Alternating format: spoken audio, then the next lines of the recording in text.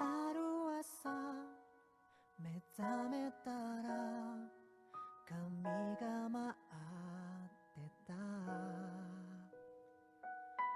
命に終わりが来るとそっと知らされた。どうして僕だけが旅立つのか。運命のさざ波に声は届かない。一番近くの大事な人、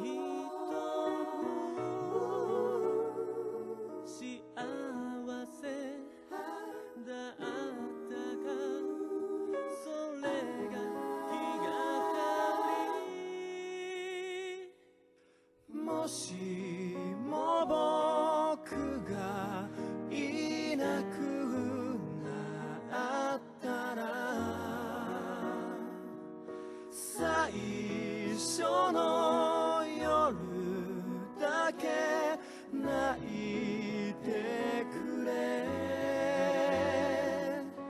君と僕が過ごした時を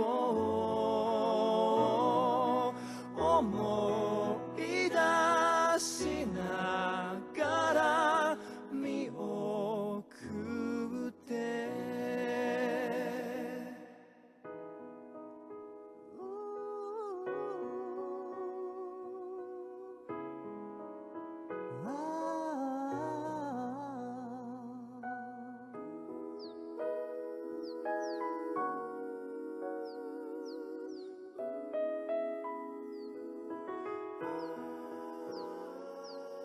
君と会えて幸せだった。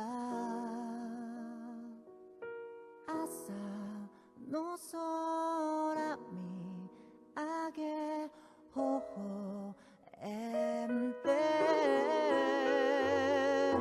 僕は君